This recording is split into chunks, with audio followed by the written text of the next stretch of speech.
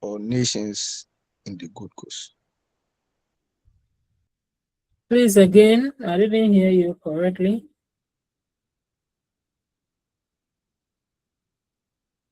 What was the question? I said that before the independence of the Gold Coast, was there any existence of states or nations before within the Gold Coast, or they gained independence as a Gold Coast country? Please again, or if somebody can help him, because I don't know the question. I don't know My what. question is, before the independence of the Gold Coast, was there any existence of states or nation within the Gold Coast? Yes, who can respond to him for me? Doc, please, I think that the Ashanti Empire was existing, and history also tells us that Please, I'm not talking it about was. empire. I said state, existence of states or. Yeah, Ashanti too was a state on its own. Hello, So, please. The Ashanti was not a state, it was a nation. So a state is different from a nation. So Ashanti was a okay. nation that was existing in the Gold Coast before the independence. Thank you.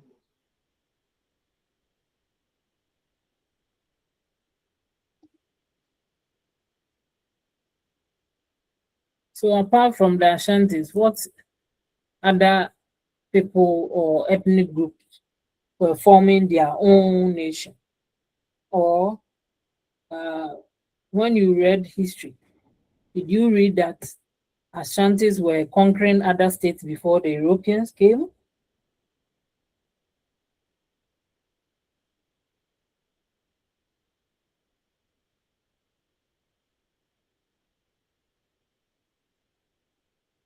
I'm asking the class. Yes, please. The airways were also existing under one ruler with a common language or cultural identity. So they were also existing together with the Asantis. Okay. We also had the Dintres, the Dintra people. We also had the Bono people. We have the Hafos. They were also among the states or the nations existing in the Gold Coast before even colonial masters. Just that the empire wanted to bring everybody under them, but for the intervention of the Europeans, who even contacted the Fantis. The Fantis were also having their own confederacy. So they were also on their own before the Europeans came. Whilst they were trading with them, the Ashantis were also in the hinterland. The gold, those in the coastal areas were having their own freedom and trading with these Europeans or Portuguese who were flooding the country. So we had groups of people who had their own political practices and beliefs.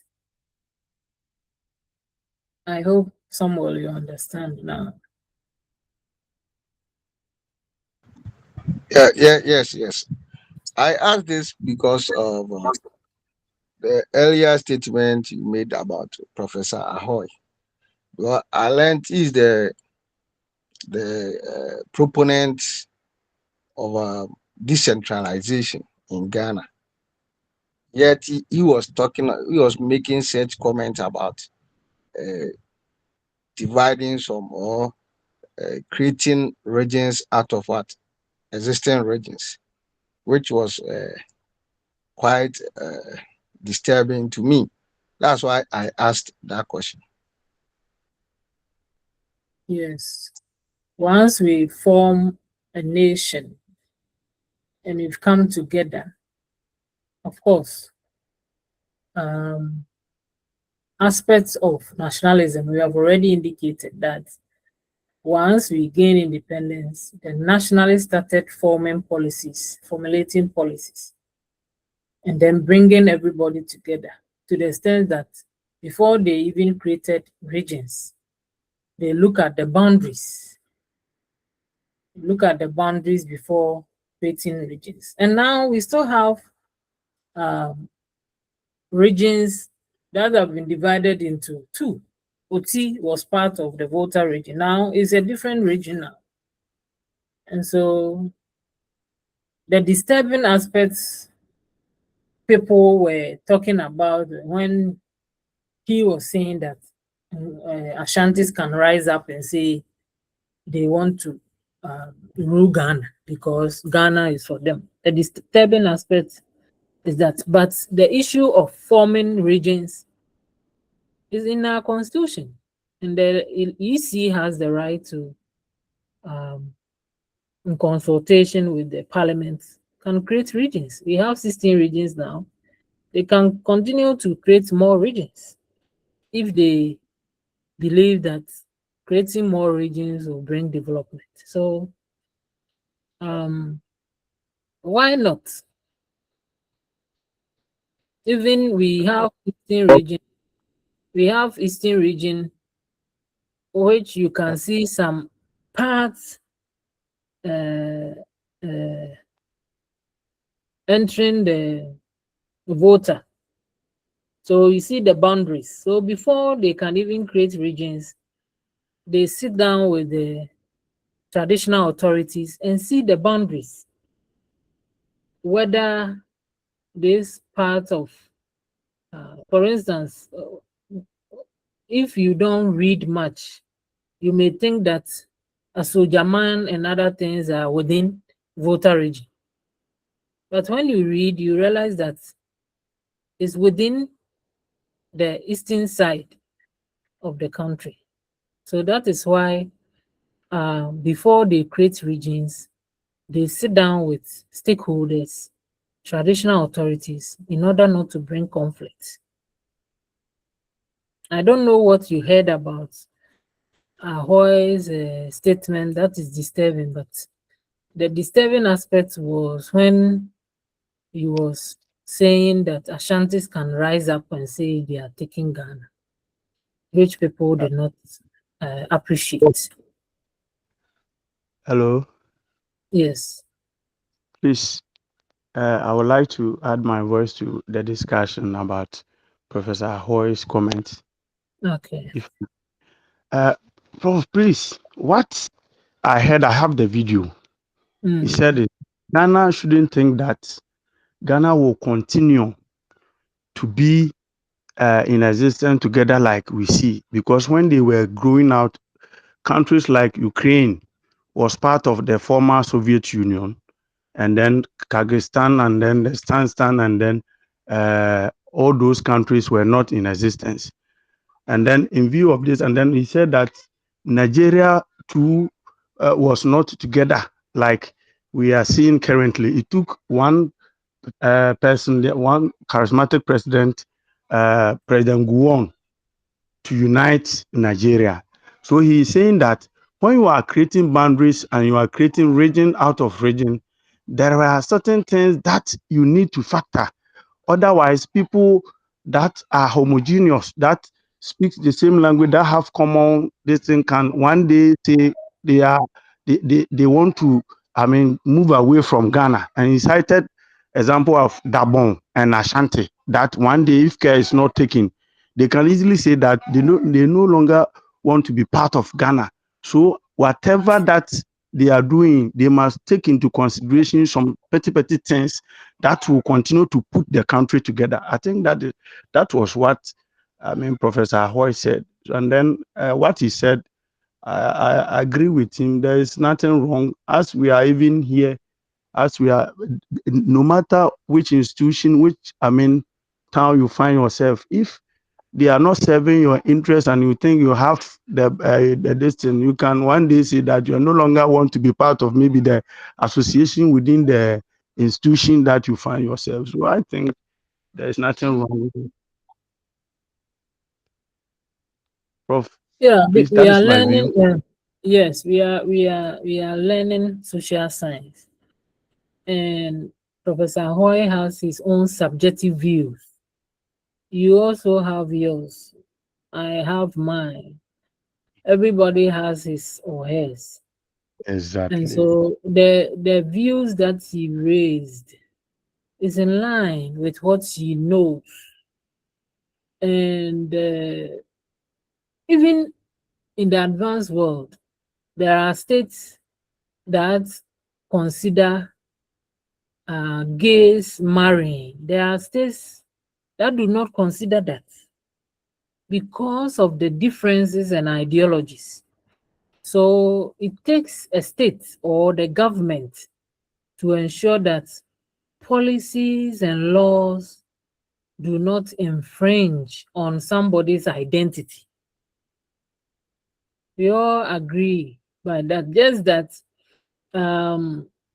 we are in the country where some political parties align with some ethnic groups. And we have been in a country where political parties have been formed from ethnic groups. Okay. And what Professor Hoy said, I think is in line with what pertained previously, in the sense that if Ashanti started forming their own political party and say, yeah, GMI, it's disturbing. That is why when people are demonstrating or campaigning, and then make reference to the fact that some people were inward looking and they try to bring tribalism and ethnicity in the campaign, people start to talk.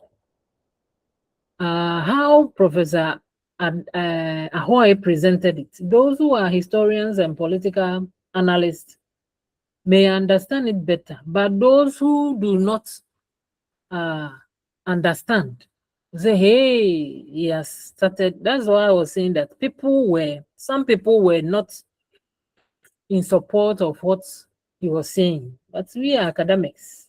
We have read history and we've seen that what he said has happened before. I even made mention of Western Togoland. Okay.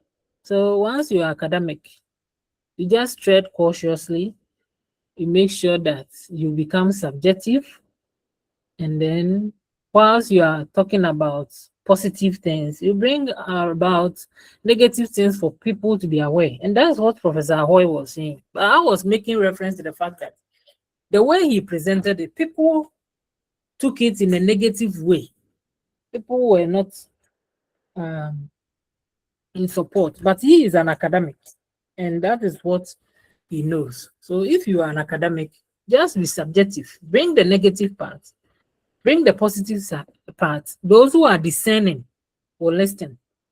The statement that he made, the government, those who are framers of the law, they will take into consideration and ensure that even those Western Togoland who were planning to secede, they will have to ensure that they satisfy them with whatever they need.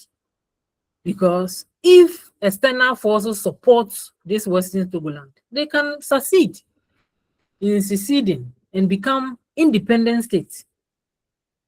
Okay, so that is what I was making reference to.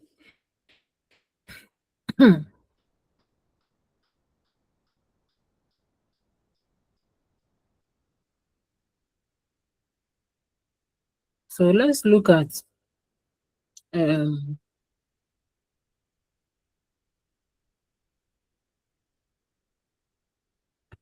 looking at nationalism in the Gold Coast was a multifaceted movement driven by a desire for self-determination, dignity, and sovereignty in the face of colonial domination. So nationalism played a pivotal role in Ghana's struggle for independence and continues shaping its identity and political landscape. So let's look at this statement. It played a pivotal role in Ghana's struggle for independence. That is one part, and nationalism continues to shape its identity and political landscape. So look at this. So you can even situate what Professor Ahoy was saying. Because we consider ourselves as a nation, we have to continue to shape it as such. We have to ensure that we identify ourselves as one people. We have to ensure that any region or any ethnic group that is found underprivileged, we provide them with the necessary resources. Okay. That is why people are saying that once you create the region or the district, ensure that they have the district assembly, regional coordinating council, so that the regions and all those towns under it will coordinate, and all falls under decentralization, as Professor Howe was saying. Or you cannot say that this town is producing gold, and so this town is going to enjoy more of the facilities. No, you have to make sure that once we are one nation, you distribute the resources accordingly. Even the common fund, district assembly common fund, they look at the need of the district and then send the money to. If it is very big district, the money sent there is big. If it's a very small district, the money there is not big as the one that they send to a metropolitan. So if you are thinking about unity, you have to form policies, programs, projects that will be in line with the need of the people. Okay.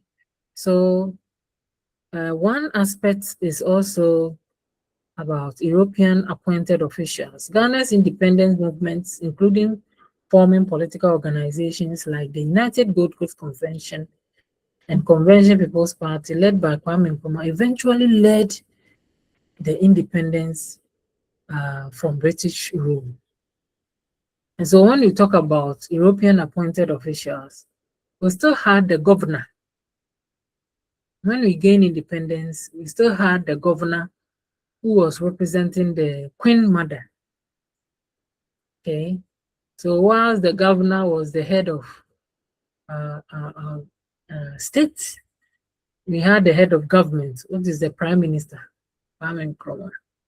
And so, though we had the independence, we still sent our bills, the bills that the legislative assemblies will formulate in the legislature or parliament. They still sent it through the governor to Queen Elizabeth to assent it until we gain the Republican status. So for now, we don't send any bill outside for it to be assented because we are now a sovereign state. But we continue to say that despite gaining independence, colonialism legacy continues to influence Ghana's development and challenges its development. So post-colonial Ghana has grappled with economic dependency, political instability, and the lingering effects of colonial era divisions and inequalities. Okay. But Ghana has still made significant strides in democracy, education, economic development since gaining independence. And now, though we had foreigners exploiting our minerals, now we have Ghanaians who are having money to even have concession to gold mining, to the extent that the Ghanaian, in the name of the president's brother, when he took over the Daman mining company, the first and second extraction of gold was sold to the country, Ghana. Unlike foreign exporters They didn't sell the gold to our government. So you can see that despite the struggle and advocacy to remain as a nation with common identity, with common interests, with common political ideologies, there were challenges, but still we are striving because of the people being part of the governance process. We are practicing democracy. So if you are not satisfied with the government in power through the constitutional law or the supreme law of the land, which is the constitution, everybody has the right to vote the government out and bring in the new one. Okay. So that is it. So despite the post-colonial Ghana having challenges, even in our democracy, we are moving on. So we normally make reference to previous governments and current governments. Once upon a time, we had had a military rule. We had had civilian rule.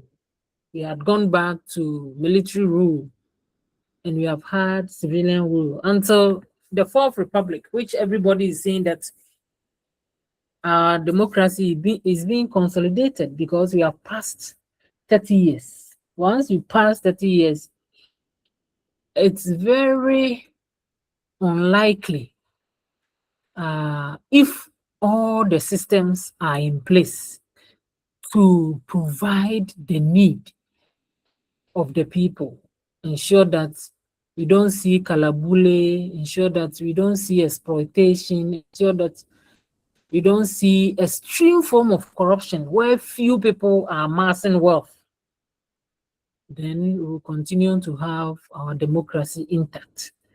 But if we experience hardship, that is where people were agitating for military rule. Okay, so recently, people or scholars have admitted that we have almost permanently consolidated our democracy because we passed 30 years of practicing the system. We've had the First Republic, Second Republic, Third Republic. Now we are in the Fourth Republic.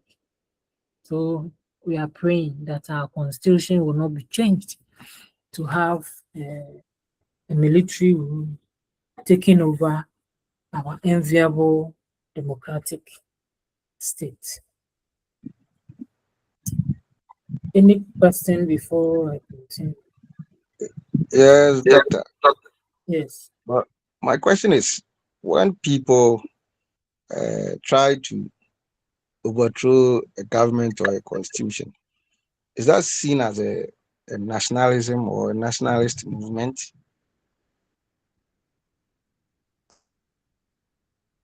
No, I don't see it as a nationalist movement. Based on all that we've learned about aspects of nationalism, we don't see coup d'etat as nationalist movement unless we experience something like the Arab Spring. Okay, it's like the whole country is rising against some few people who are amassing wealth or looting the country. If that happens, then it will be seen as nationalism because they were exploiting us. Okay. The resources in the country is limited. And once we have gained independence, it means that each and every person has the right to have access to the resource. And so if few people sit on the throne and even will not want election to be conducted, will not want any decision to be sent to parliament, will not want the court to be independent, independence of the judiciary. And the whole country rise up against these few people, led by intellectuals, led by great stakeholders, led by people who know the law. Then we'll call it as nationalism, because we are rising against oppression. We are rising against control, and we'll be rising against imperialism. But not a situation where some people will just stand up and then overthrow a constitutionally elected government whilst things are in motion. That one you cannot say nationalism.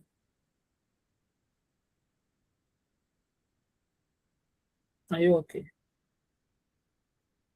Yes, but I wanted to have a clarification on the overthrow of Kwame Nkrumah.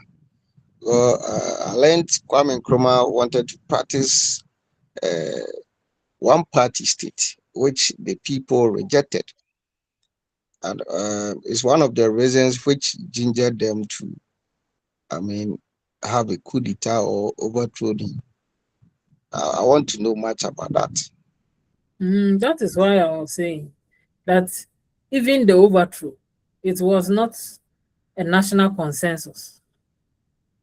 It's only few people who overthrew the government.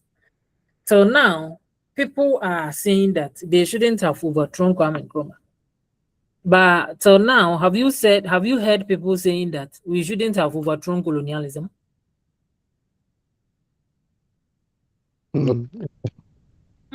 So that is what I'm saying. When it becomes so extreme, and all the people say that no, this one is not going to benefit us, and you all stand up to say that we are one nation with common identity, we wouldn't sit down for this group of people to control us, exploit us, do all these kind of things to us. Then it's like a national uproar against those few people. That is why when they overthrew Kwame Nkrumah, they were saying that is the leaders of the UP or only few people who wanted to gain power to save the nation from a group of people. But it doesn't mean that we rose up as a nation against Kwame Nkrumah. So why did they wait till he traveled before he was overthrown? Because despite the fact that there were some people who did not like him, there were the military force who were backing him to be in government. All that we could have done was to overthrow him and then take the government from him if he was doing things to favor himself alone, but not the nation. Now, once we had people supporting him, once even declaring the one-party state, it went to parliament. He had majority in parliament for them to process the bill into law. Then it means that the people representative saw it best for the country to have that state. Others also did not see it, but it was not a nationwide campaign against Kwame Nkrumah. That is what you should bear in mind. So take nationalism, take nation from nationalism. If it's a nationwide campaign against him, everybody is saying no, no, no, no, no. This kind of exploitation, this kind of vindictiveness, this kind of behavior is not good for the nation. Then it's a rise against his government, and that one you can consider that as a nation. But now people continue to say that those who overthrew Kwame Nkrumah was giving excuses like you wanted milk and you used the money to construct Akosobo Dam. You wanted our salaries to be increased, then you used the money to construct the Mahabo and then motorway. So if what he was doing was in the interest of the nation, and few people who consider themselves as greedy overthrew them, you cannot say it's nationalism. You can't say that. Any more question?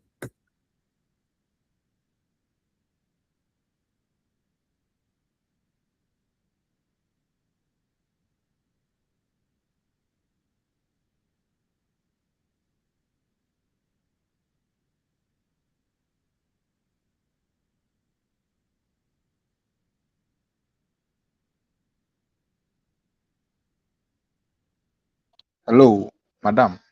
Yeah. Doc, please, can we say that nationalism is a diplomatic movement since they don't use oppression or force to gain power? Who can respond to Bukari?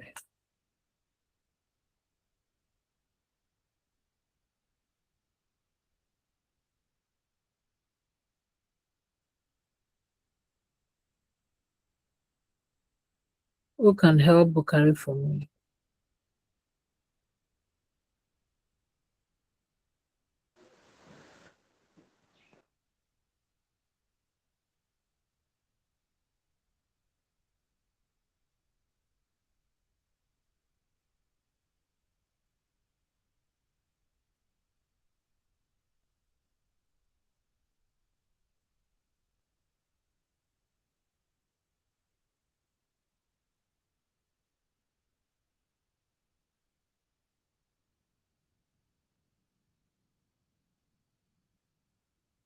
What were some of the actions taken by the nationalists?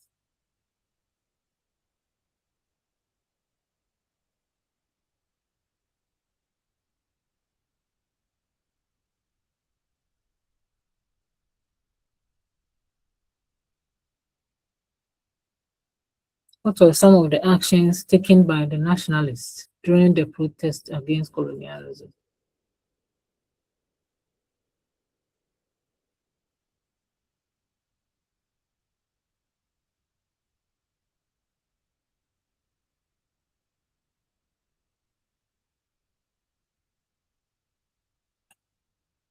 Somebody tell me some of the activities that took place during the national struggle.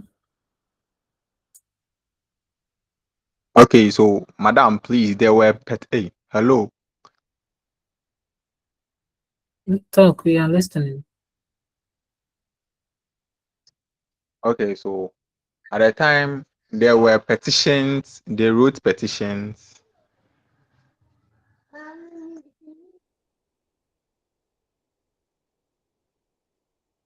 Continue. And there were demonstrations.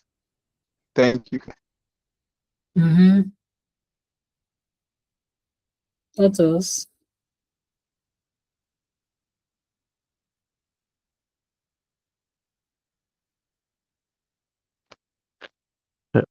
Please, Prof. Yeah. So boycotted European goods. What else? And when they were boycotting European goods and people exploiting or looting the people, looting the European shops, was it diplomatic? Mm. No. Please, If Prof. you, yes. I think they form associations like Aborigines Right Protection. I mean, to protest the intention of Europeans to own the lands of Gold Coast, and also they wrote letters to governors to seek for the betterment of Ghanaians in the various firms or workplace, and then they also fight for the inclusion of governance. So that is my view, Prof. Yeah, so they were mixing diplomacy and agitations. It doesn't mean that all the actions that they took were diplomatic. You cannot, if somebody is taking your land, and you use land gas to guard your land, or you even go on demonstration to loot the person who is occupying your land, and you go on use all sorts of things, can you say that you are being diplomatic? That's why sometimes we have the positive action. The positive action that you've heard, Kwame Nkrumah time. You sit down, you don't go to work, you don't do anything. That one, it was diplomatic, but not where they started looting European goods. You cannot say that one is diplomatic. So they were using both diplomatic and force or resistance to ensure that what belongs to them is given to them. If somebody is taking your property and you just be diplomatic, will you get it? No. In the first instance, you'll be diplomatic. You go to the person, please, I'm here to collect my property. So they started writing petitions and others. But when they realized that they were not listening to the petition, what did they do? They started demonstrating and rioting to prove to the people that they were seriously collecting or advocating for independence. When Nelson Mandela started this struggle from the British during the apartheid, he moved from country to country. You go and make speeches and other things, writing letters and other things. But eventually, the people stood up. Those who died, died. Those who were maimed were maimed. Those who suffered from injury, they suffered until they had their land back. So you cannot use only diplomacy during nationalism. You have to show that you are serious before you be given your assets.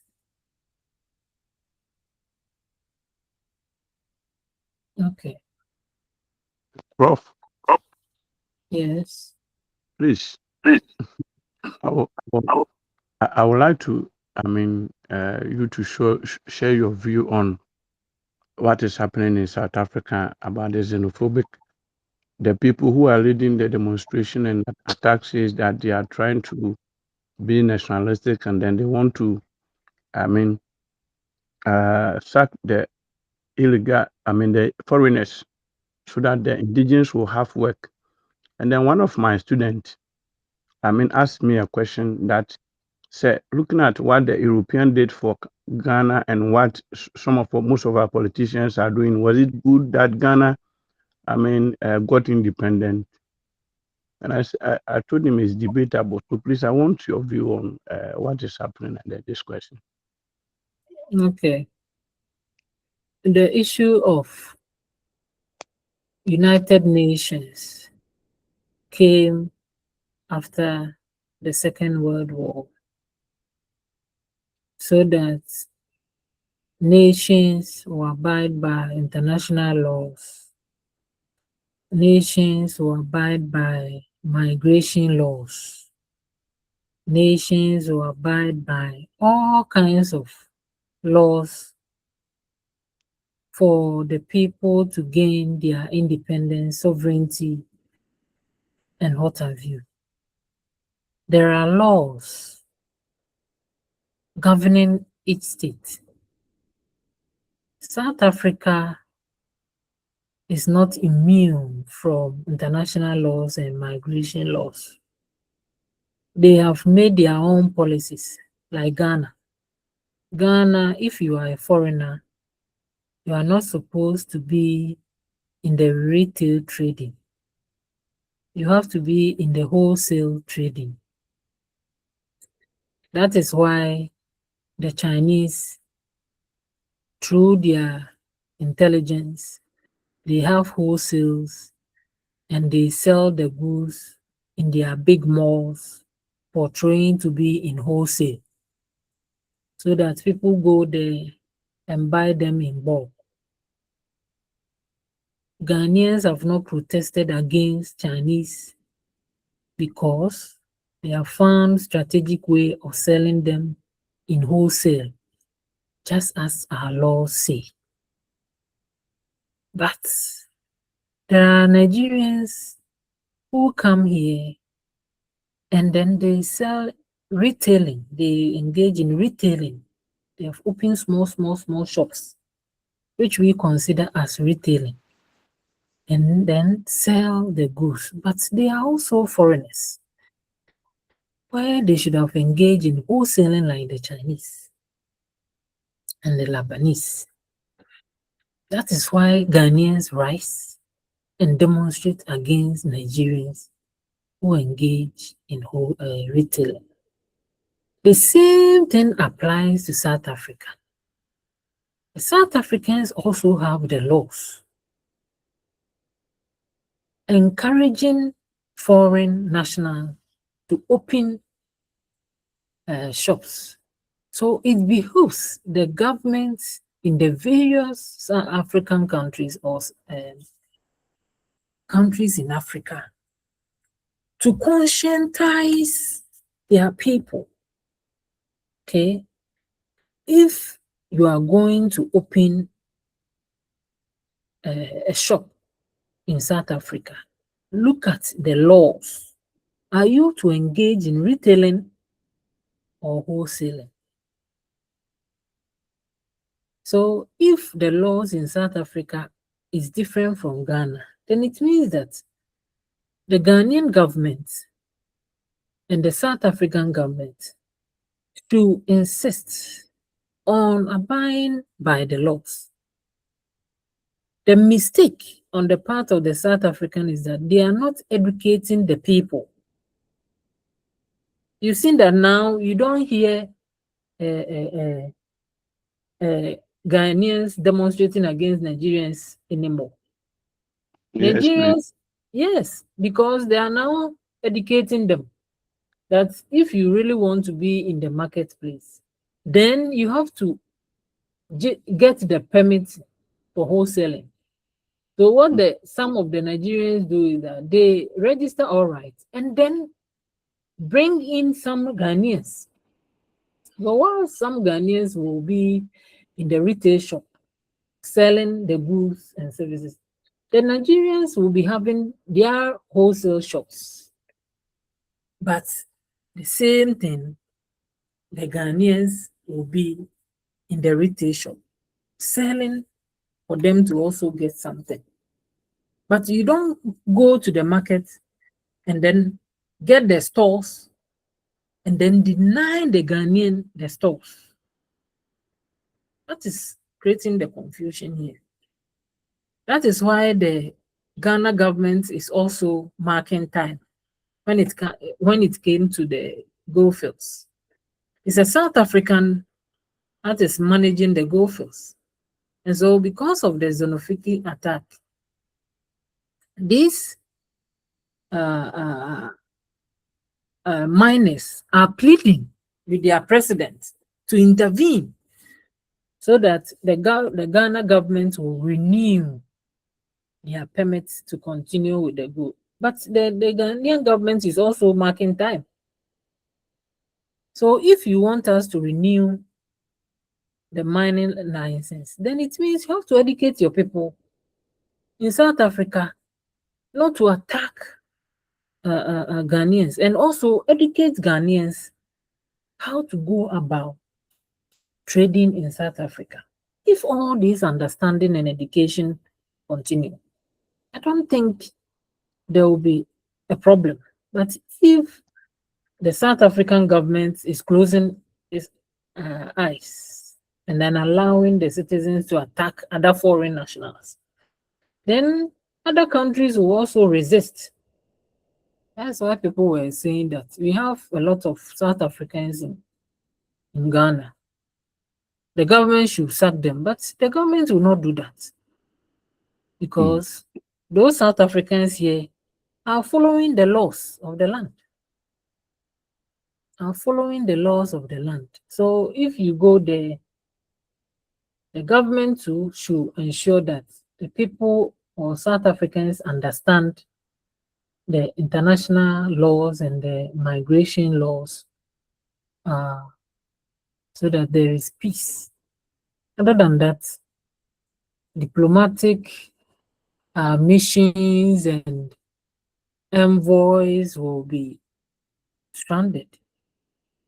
It's not the best for them to be attacking, just that is the lack of understanding and education.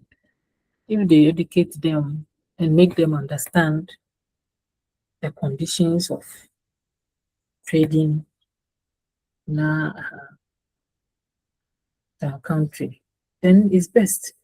Another thing too that is also worrying the South Africans is that I've already told you that nationalism, we are talking about identity, our culture, our belief system. Okay.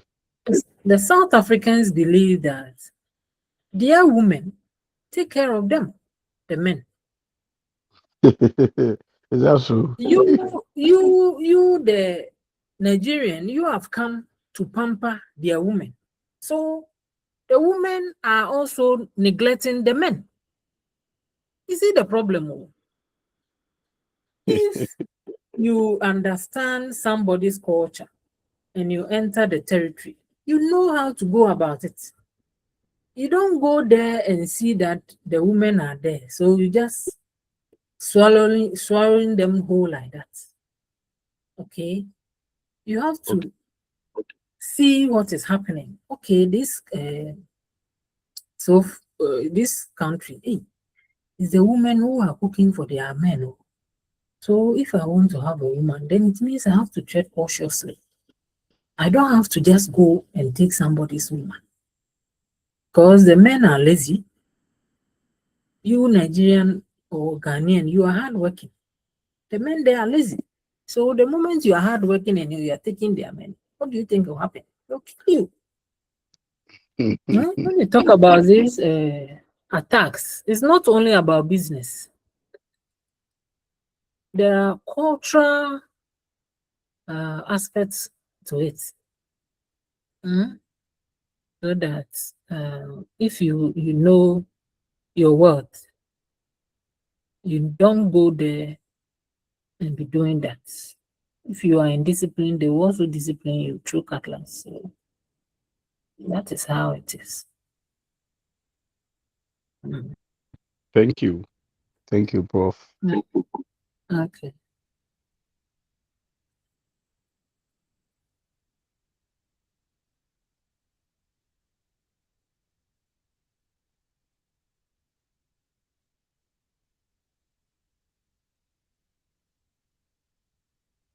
Okay, so we finished the first part.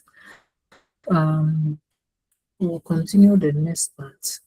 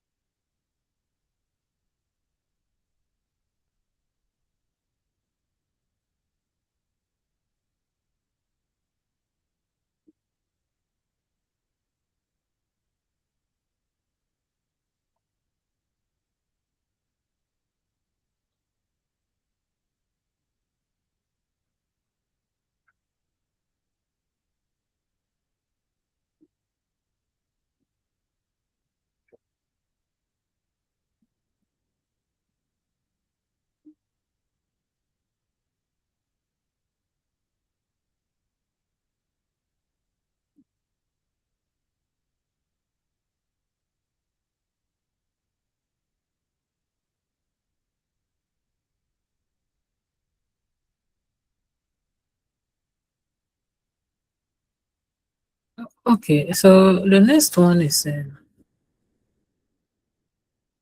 Ghana's first Republican status. So we've talked about nationalism, talk about independence struggle, we've talked about forming a nation. So um,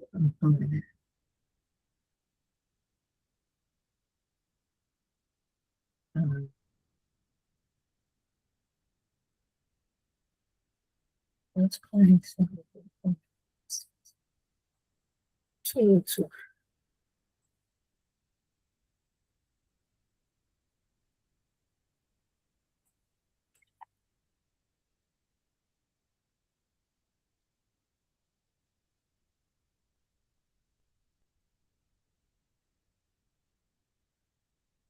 before we continue, let's ask ourselves some questions before we continue.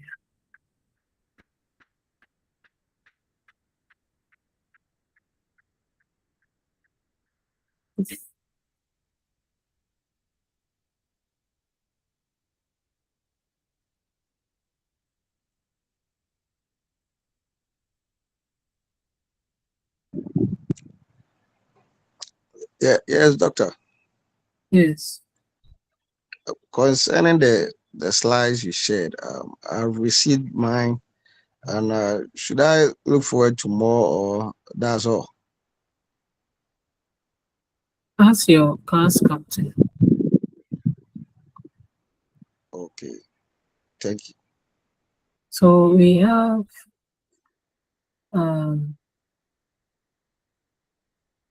self-assessment test. So mention 6 aspects of nationalism on the Gold Coast. Aspects.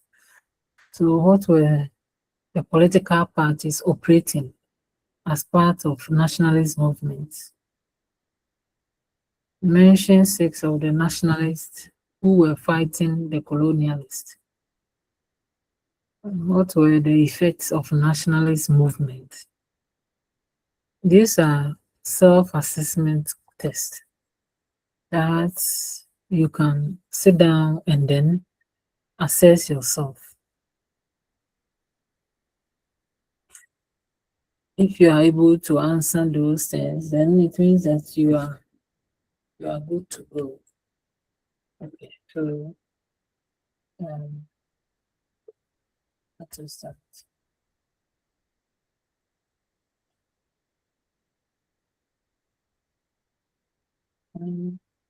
We have a hand up.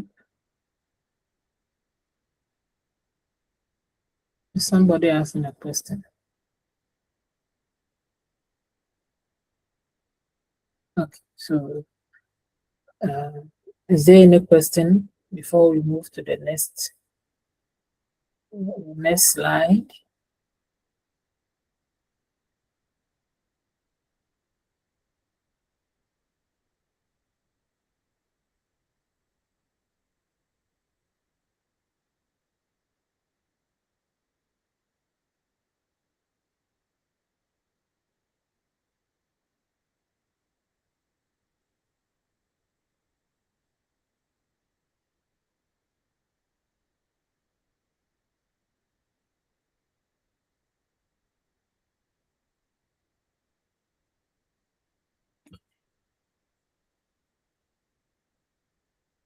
Okay, so let's continue with the Ghana's first Republican status, and then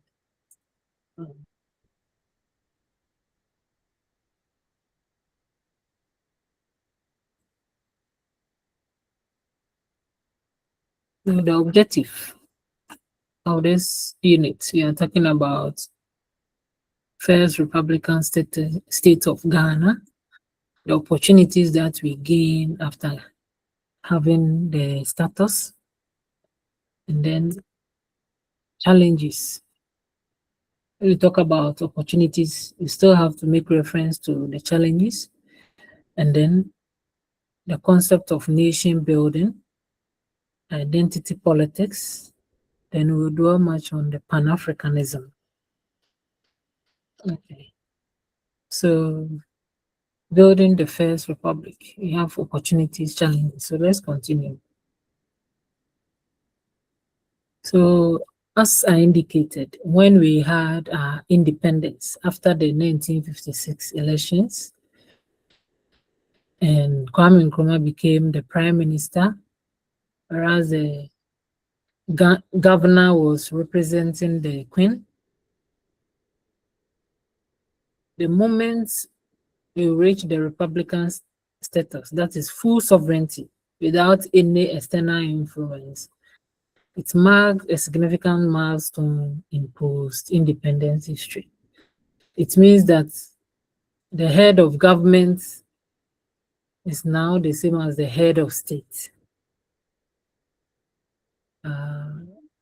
Colonial masters did not have any say in our laws, in our policies, in our programs. If they will have any say, it's only in our advice, but it's not mandatory. So that is why the moment we gained independence, we had our cedi, we had currency. But then we were still using the British pound.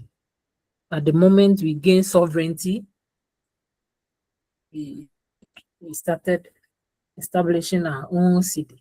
So it means that we gained the sovereignty from colonial masters. And it's marked as a significant milestone in the independence history. Okay.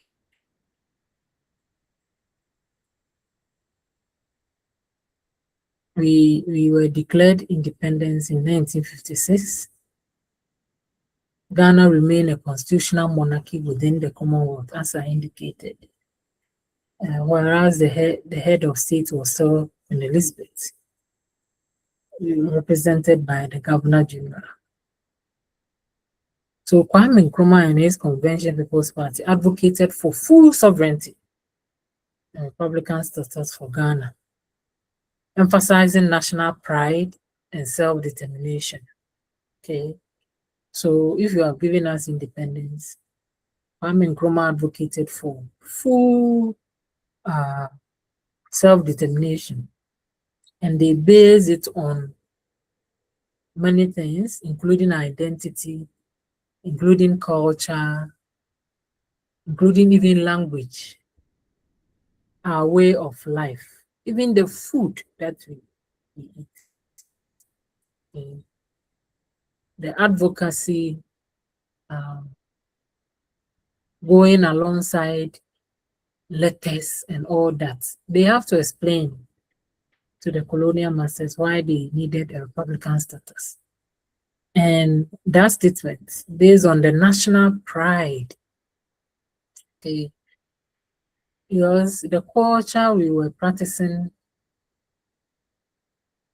the performance and all that were different from what the British were practicing. So why do you want to still control us? You want our independent, full one. Okay. And so there were some constitutional amendments transitioning to a Republican status, to remove references to British monarchy and establish a Republican framework, so that we're no more under the British monarchy.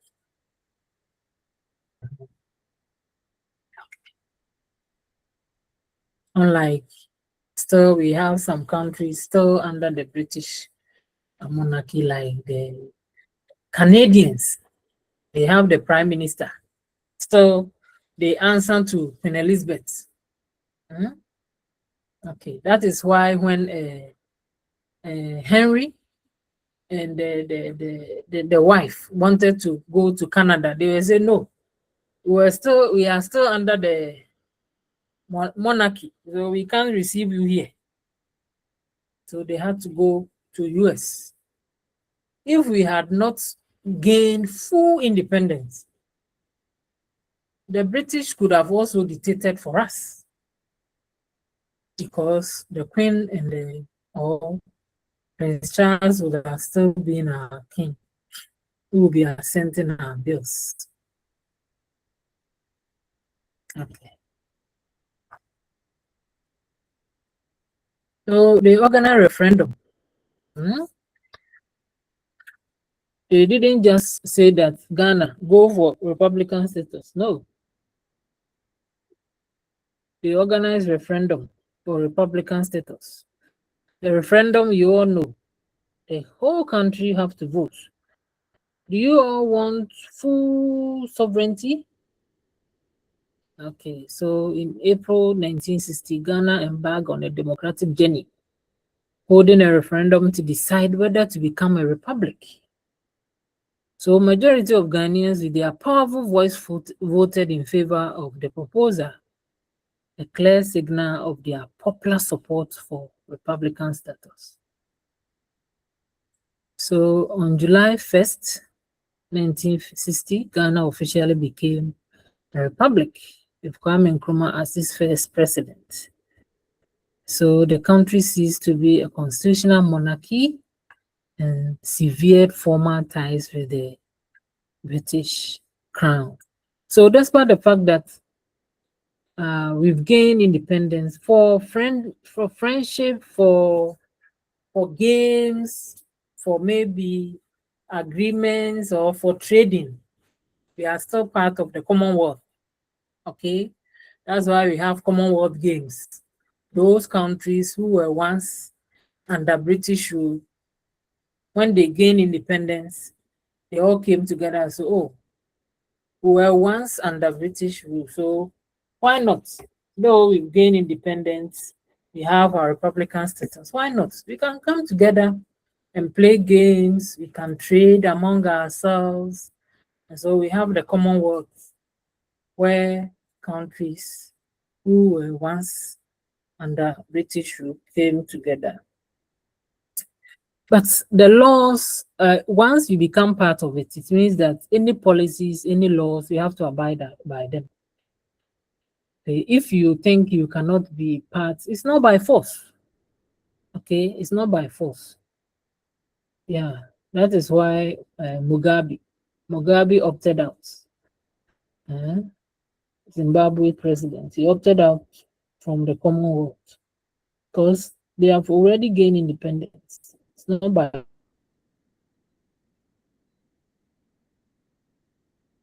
force. So that is why so you want to be part of the Commonwealth. Why not? But it's not by force. But if you are not gained full independence, then automatically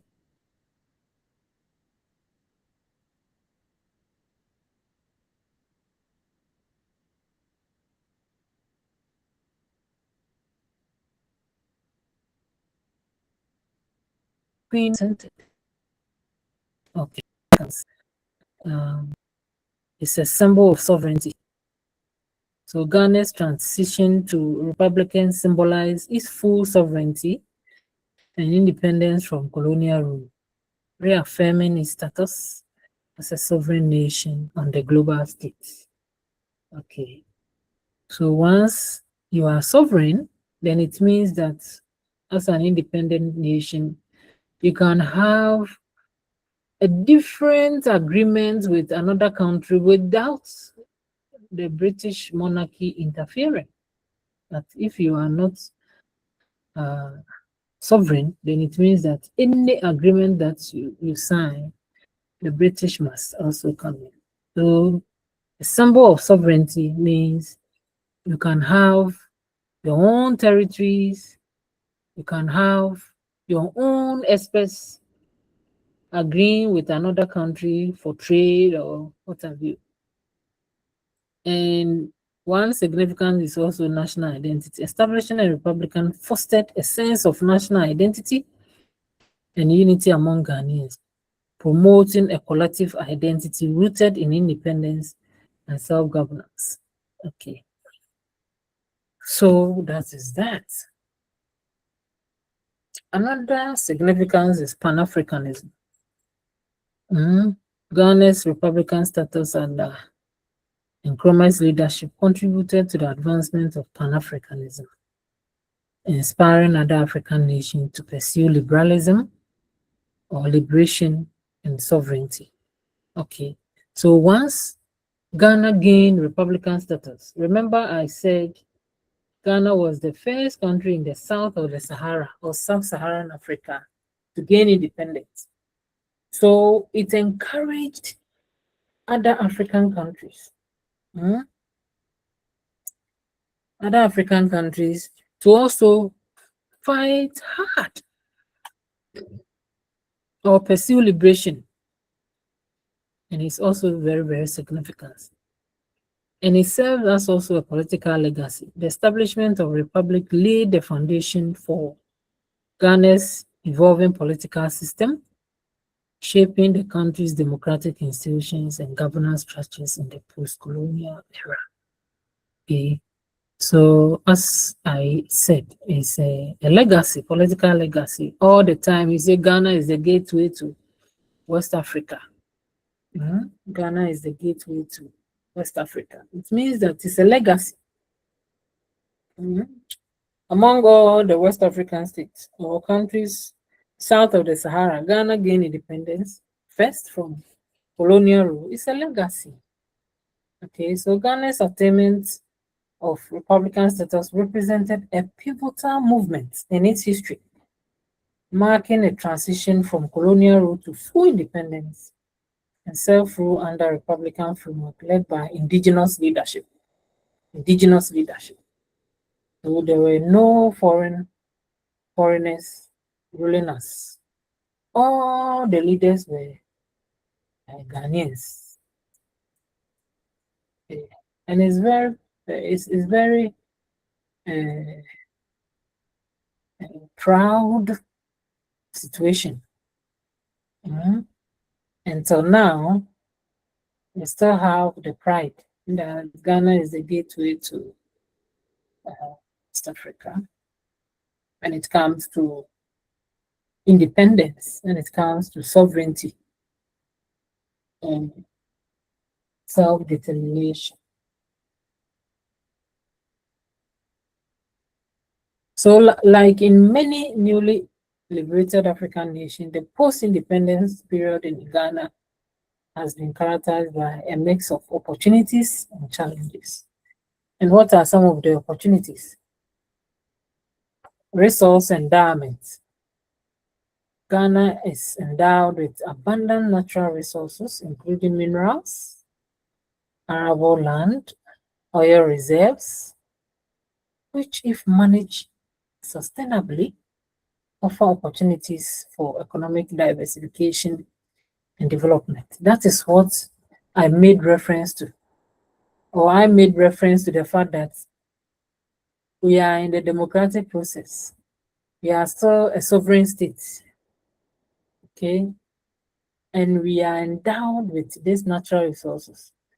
And we are now having indigenous leaders leading us. So all that we want is that we should empower the people within the country or the nation. That is why people are happy that a Ghanaian, people want to make politics out of it, but we must be reasonable. If it's the president's brother who has money to mine our national resources and give the resources back to the government that buy it, the gold, I'm not sending out. Do you prefer a foreigner to come and mine and then send the gold out and give us only 10%? People must be reasonable. It's the same thing. The jet. The president's brother has a jet. He's not going to spend 17 hours per $17 or $17,000 per hour to pay the jet. But I'm saying that it's my brother, so he's taking me to wherever I want to go for free. He's saving the nation's money. We were complaining previously because of the corrupt nation that we were experiencing. Family and friends. We didn't see anything like, okay, I'm giving it for free to the nation. A family member will get to the airport and then exploit the people. During the COVID time, we all heard the story that we witnessed.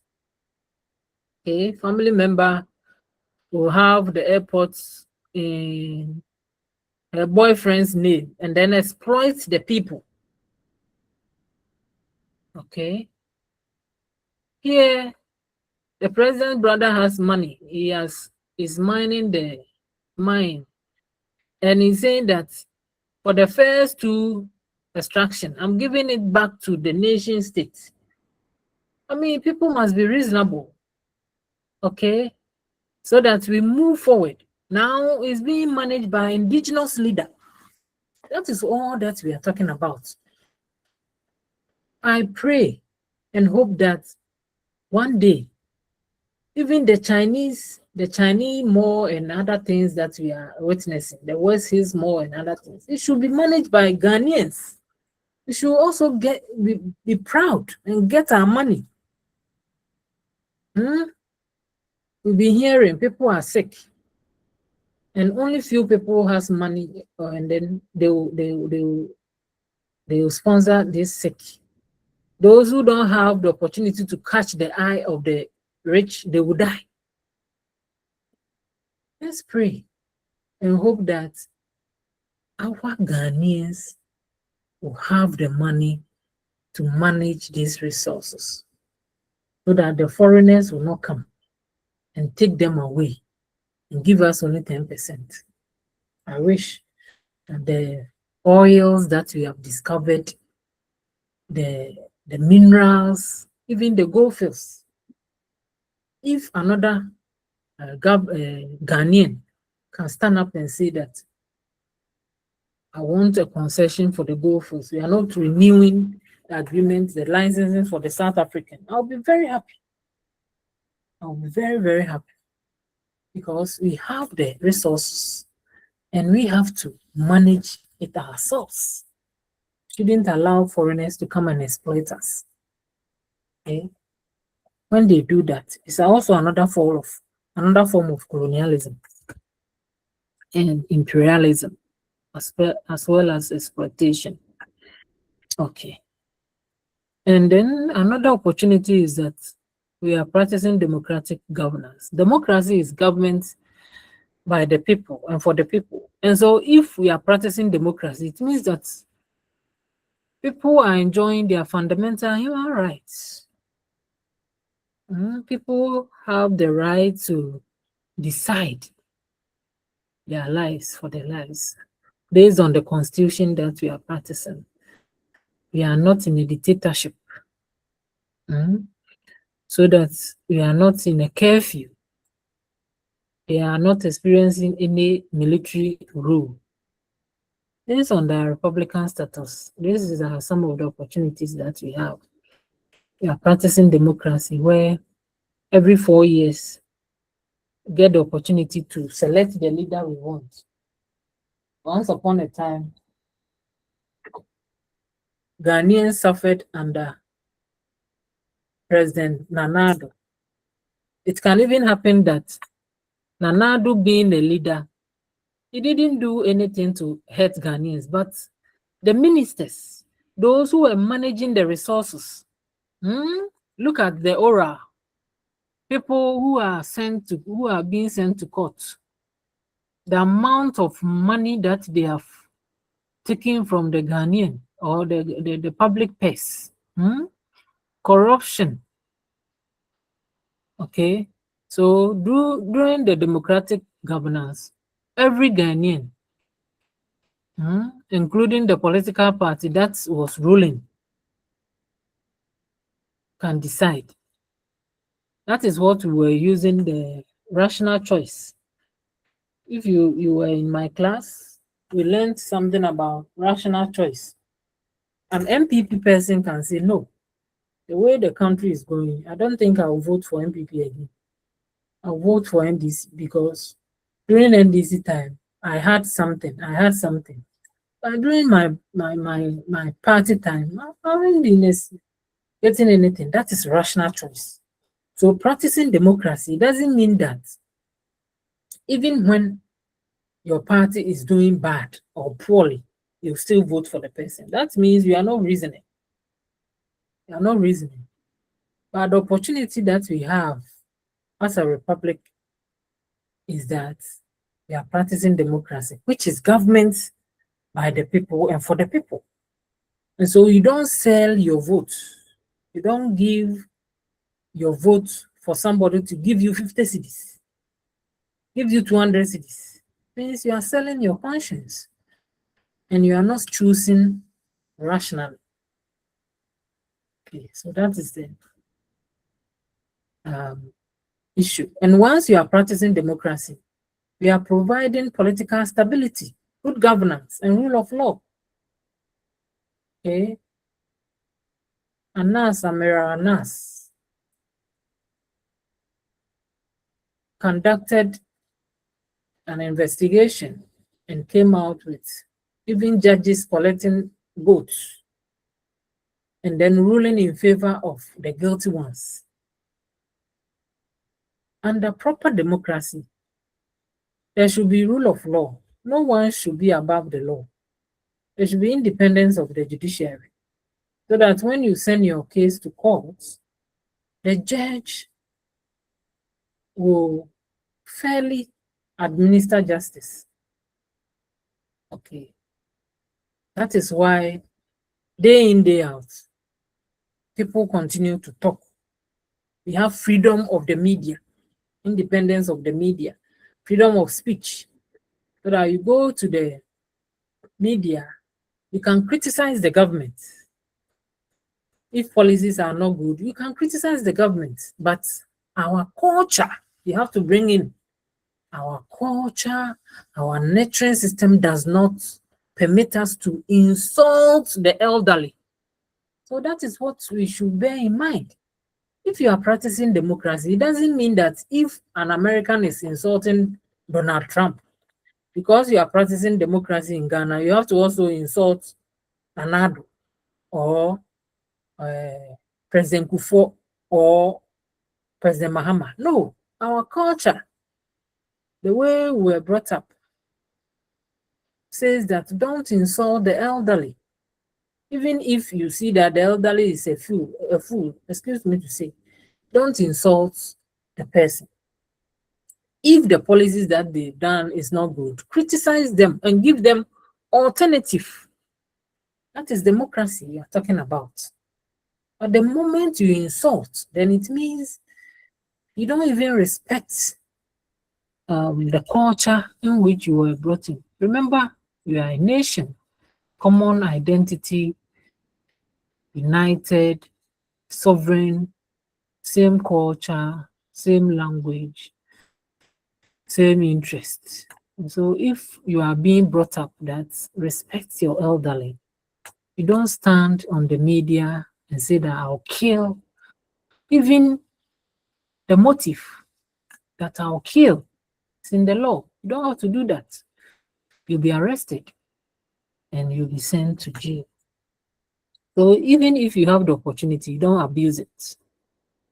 Okay. Another opportunity is human capital. Okay. Human capital.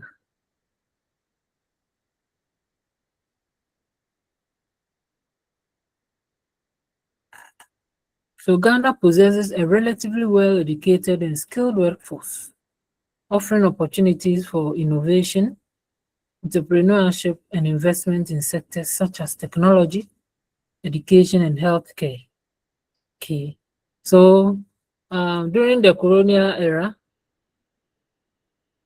we had a lot of whites being our police officers. But once we gain our Republican status, we haven't seen any Kwesi Bruni in our police force. If we see them, it means they are coming to train us with expertise or something. We don't recruit foreigners. So it means We are making use of our human capital in recruiting only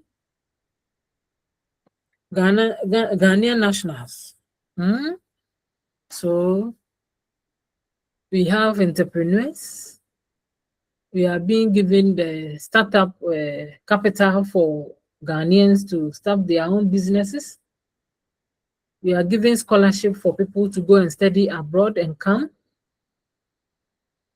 We are training people in technology, coding, as the new government did for the SS leavers.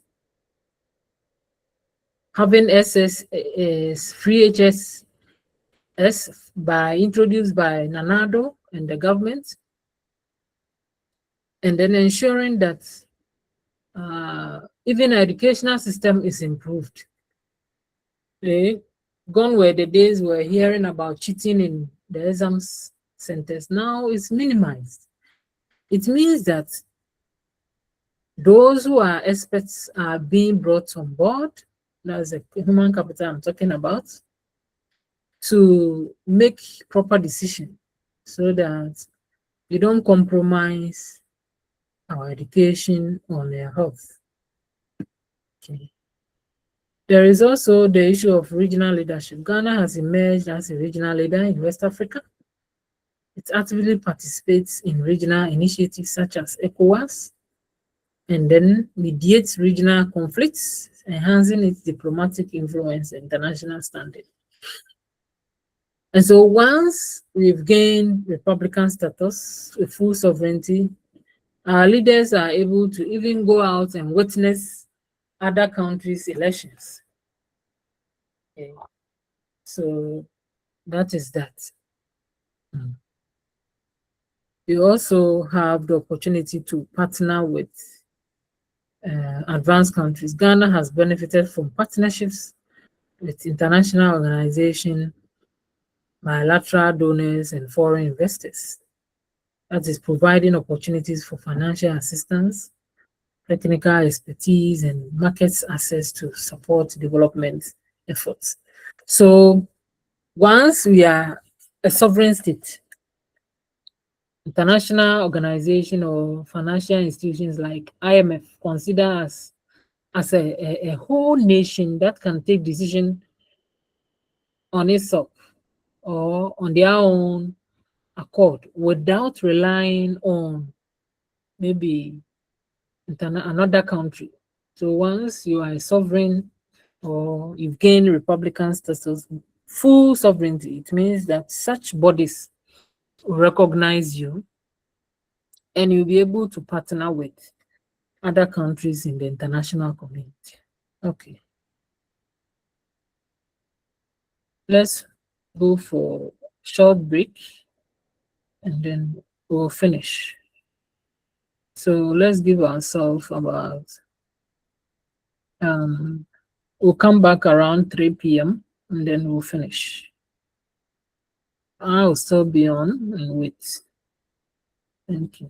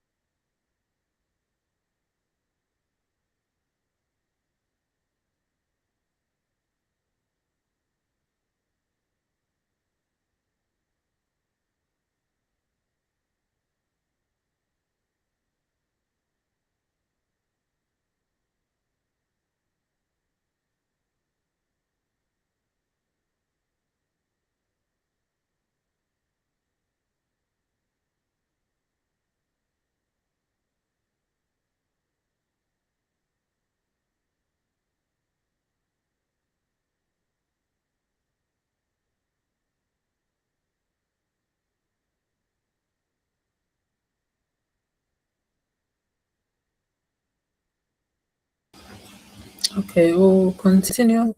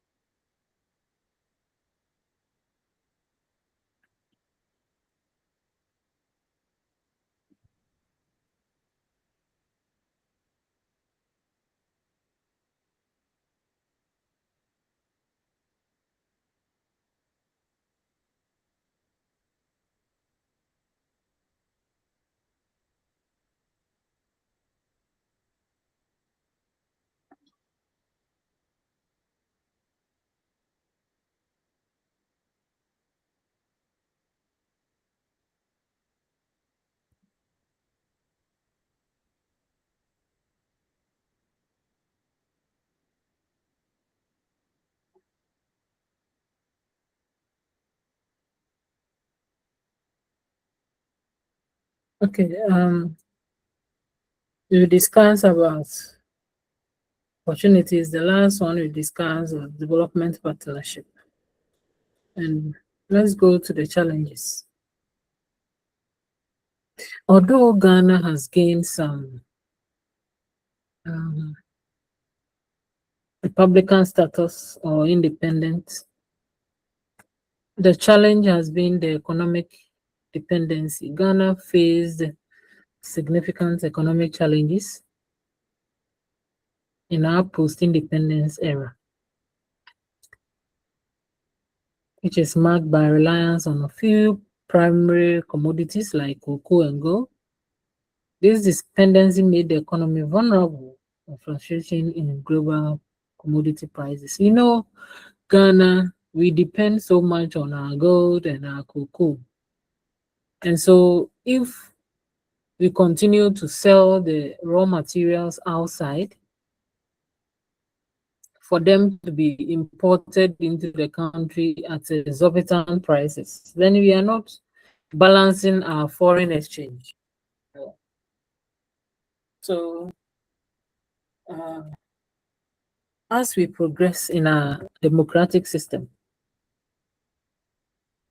in previous administrations, we're selling the raw material gold outside, and then they will refine, and then we go and buy them at a very high price. But here in Ghana, in this year, we've heard that the gold board, they have established 2 refineries, or yes, gold refineries, that we can refine our own minerals or gold here. We are not sending them outside. It's a way of being dependent on our economy, okay, or being dependent. We are not being dependent on foreign economy. So that is a plus. We are hoping that those materials that we send outside, we'll be able to package them. Okay, we used to have or send even pepper, raw pepper, pineapple, banana outside. Now we've seen that even a lot of people are now processing our raw pepper to Kivu and what have you, Gino and what have you. It's a way of showing that we are becoming economically independent. Okay, so that is the challenge. Though we still import these materials or send the raw materials out and bring the finished goods, it's a challenge. We are praying that one day we'll have most of our raw materials, having factories to feed them in this country, so that we don't send them out, but we manufacture them in the country. Another challenge is institutional weakness. Okay, the newly independent state struggled with weak institutional frameworks, including administrative, legal, governance structures. This weakness often led to insufficiency or inefficiency, corruption, and difficulties providing essential services to the people. So when we talk about weak institutions or institutional weakness, we are talking about institutions not being efficient and effective. Those who have learned good governance under me, we've talked about one of the elements of good governance is efficiency and effectiveness. And so if institutions are weak, we mentioned under a democratic system, the judiciary should be independent. So if the judiciary is very weak and always influenced by the executive, then there's no way we are going to enjoy rule of law. Okay. And so we still experience weak institutions in our country. If really our institutions were very rigid and strong, I don't think we would have seen massive corruption in our system. Someone could not just create a database of ghost names, so that when the money comes, they go to the bank and withdraw them in the form of ghost names. If the institutions were very rigid, we wouldn't have seen people transferring money to offshore accounts. Okay, because the institutions are weak and people are just amassing wealth into their private pockets. So that is the challenge of being in a democratic state. People are accusing this present government that they made promise after they win, they are going to send those who looted the country. So we had an acronym ORA, okay? But because we are in a democratic state, people are chastising this government for not speeding up. Okay? But we want our institutions to be strong so that people are not just sent to jail for just a mere say. We have to provide evidence, substantiate the claim with evidence that, oh, truly, the person did A, B, and C. Not that the media is saying this, the media is saying this, but we have evidence, okay, backed by rigorous institutions, so that at the end of the day, we are sure that those that we are sending to prison deserve to be imprisoned. We didn't want to go the negative way, where maybe once upon a time under certain regimes, some people were just being sent to jail, some died in prison, and what have you. We didn't want to do that. We have to ensure, as citizens of the country, if somebody is being tried partially, then we should all rise up and say that no, we are practicing a democratic system where governance is by the people and for the people. And so everybody has the say or the right to speak against any acts that is against the law. So that if somebody is arrested unlawfully, strong institutions must acquit those people.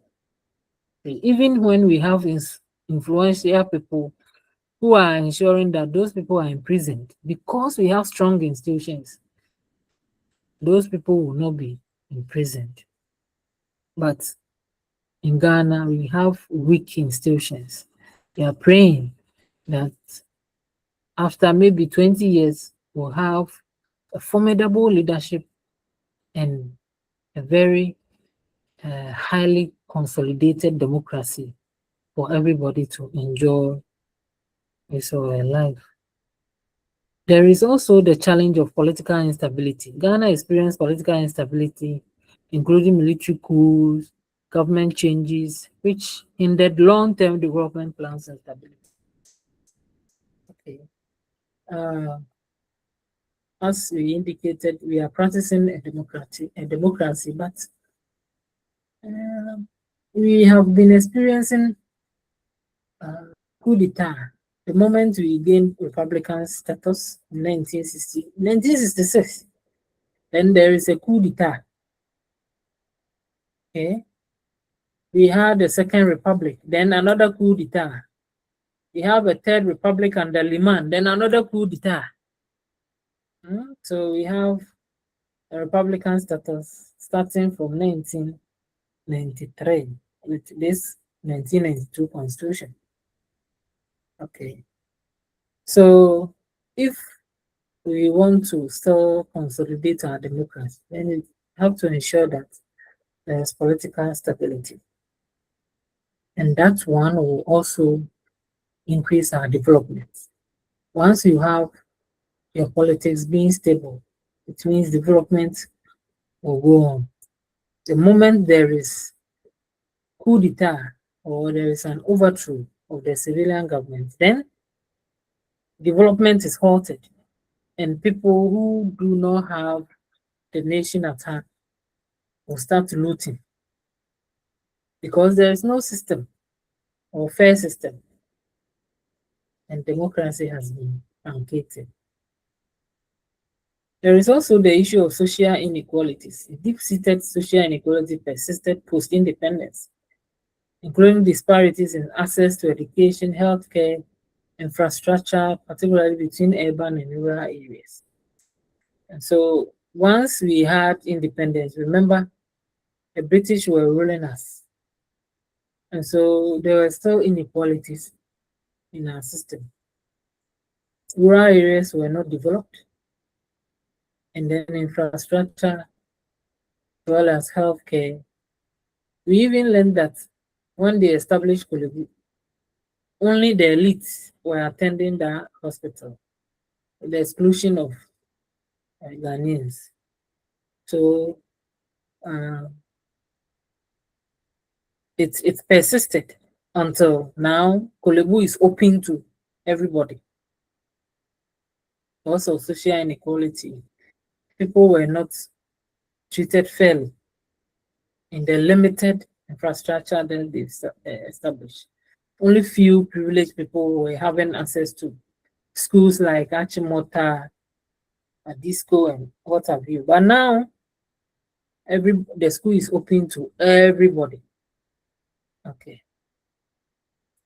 The issue of environmental degradation. Environmental issues such as deforestation, soil erosion, and pollution pose significant challenges to sustainable development, which are exacerbated by rapid urbanization and industrialization. Okay. So once we already said, once the colonial masters were exploiting, there were pollution, there were deforestation, soil erosion, and what have you. So once they left the shores of the country, we didn't have expertise to control all these things. So despite the fact that we've gained the Republican status, we didn't have the expertise to correct the negative legacies of the colonial masters. Okay.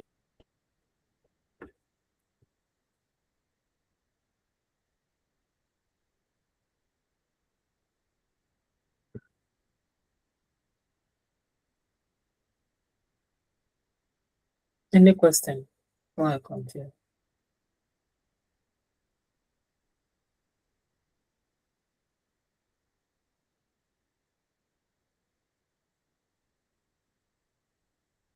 But I think there is no question. We are enjoying your lectures. Thank you. Okay. So navigating these challenges and leveraging opportunities requires concerted efforts by the government, the civil society, private sector, and international partners to promote inclusive growth, sustainable development, and the well-being of all citizens. So if you want to navigate these challenges, if you want to overcome these challenges, then everybody must be involved, all stakeholders, the private sector, the civil society organization, NGOs, not-for-profit organizations. That is why when President Kufuor assumed office in the year 2001, he initiated the public-private partnership, okay, so that we overcome the challenges in the country. It was things that the state alone could not take charge.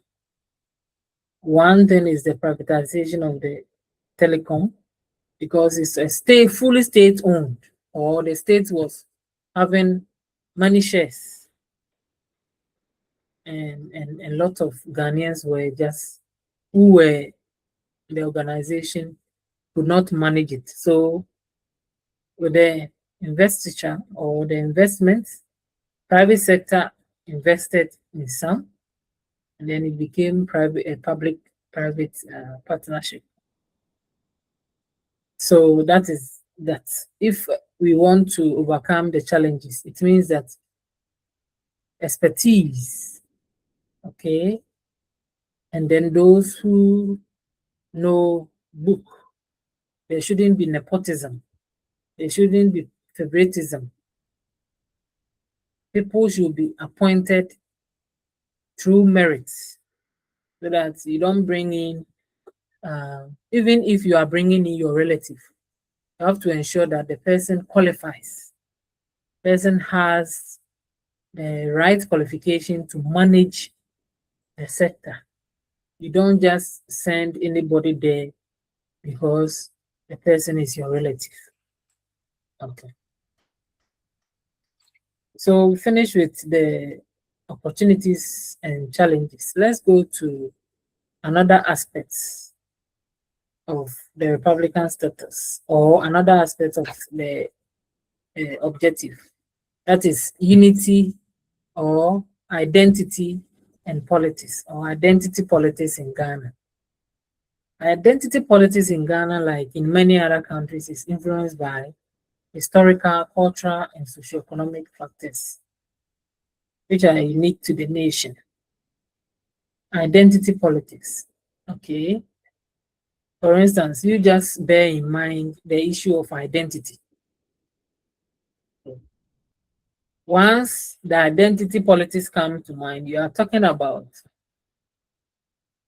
issues that you can identify with your political atmosphere, or political dispensation, or the political ideology. Okay. So the identity is influenced by history, our culture, our socioeconomic factors, which are unique to the country. So one of the identity is the ethnicity. Okay. Ethnicity. Ghana is multi-ethnic country with over 100 ethnic groups, each with its own cultural heritage and traditions. Though few major ethnic groups have been identified in Ghana, including the Ewe's, the Akans, the Dagombes, Dangbe's. These few people are only few, but we have a lot of them in our country. And literature is saying that it's even getting extinct. Okay. When you go to the Bron region, you hear typical language. It mimics that of the tree, but it's different the way they speak their Akan language. The same thing when you go to Ashanti, the way they speak their Ashantis. When you go to Kwau, the way they speak their the Kwaus. Achem too. Okay, and we have a lot of the ethnic groups, more than 100. Just that even within the various major ethnic groups, we have small sub ethnic groups. Okay, and so ethnicity can be identified in our Ghanaian politics. Okay. So ethnic identity plays significant role in politics, social interactions, and everyday life.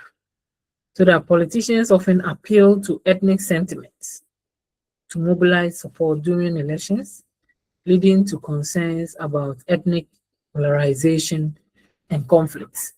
And so now it has come to stay. Okay, it has come to stay that a president from the South will want to take a vice president from the Central or the North. And so most of the leaders that have come during the Fourth Republic, okay, President Mills was having Vice President Aka, Nkensenka, from the western side, Zima side. President Rawlings was from the Volta region, and then Aka was from the western region, and then later went to central regions to pick President Mills. President Kufuor chose Ali Mahama. President Ado, Baumia, and then Mahama from the north have taken central region. So it has come to stay. So if two people from the north say that they are coming to be president and vice president, Ghanaians will not accept it. It has come to stay. And so it means ethnic identity plays significant role in our body politics. And we've even heard that the Volta region, they are preparing Okujeto Ablakwa to be a presidential material. So any president from the north or from the central region, if they want to partner and the time comes, they can choose Ablakwa. The same thing, the western central region, they are preparing Atoforcing. So any president from the north or from the Volta region must. So we've seen how they are playing the ethnic card in our politics. So that is it. Religion or religious identity, particularly Christianity and Islam, also influence politics and social dynamics in Ghana. Okay. And we can see that in our body politics, we have been able to be accommodating the religious sects, Christians and Muslims during Christmas. Some Muslims attend churches with their friends who are Christians. The same, when they are performing the Salah, they sometimes give some of the food to their Christian brothers and friends in their community. And that is bringing harmony in our communities. It's in our body politics. All because we are practicing democracy and all because we are identifying politics. Okay. Any question?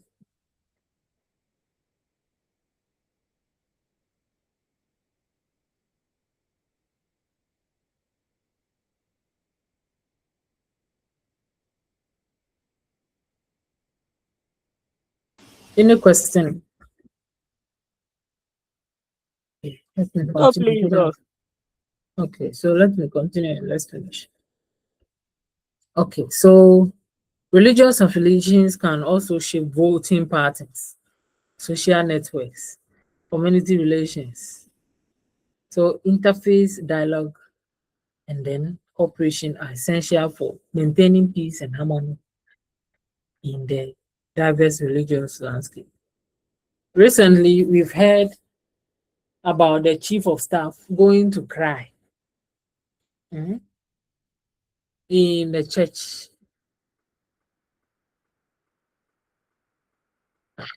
Somebody will say, why should he go and cry? You don't know politics, eh?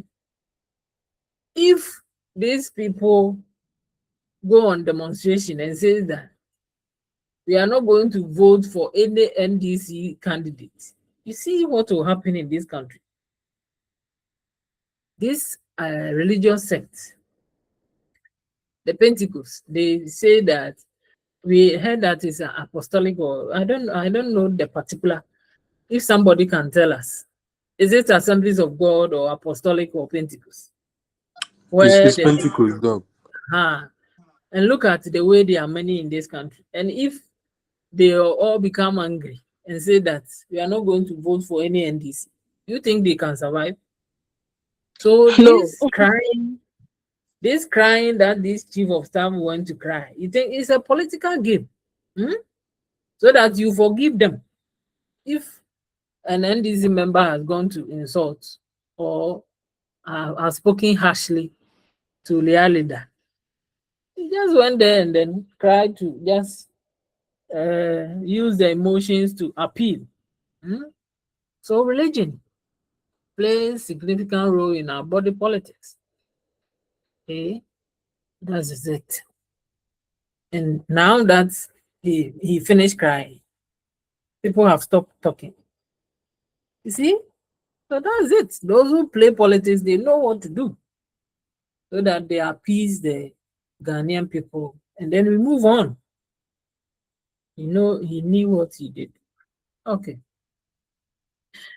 Then regionalism. Ghana is divided into 10 administrative regions with distinct characteristics and historical significance. Okay. So in our body politics, there is regionalism in the sense that at first we used to have 10 regions, now we have 16 regions. So as time gone, we maybe a time we used to have Bono and Hafu. Now we have Bono and we have a Hafu. Okay. We used to have Volta region, including OT. Now we have OT, different from Volta region. So our body politics, there is the issue of regionalism in our body politics.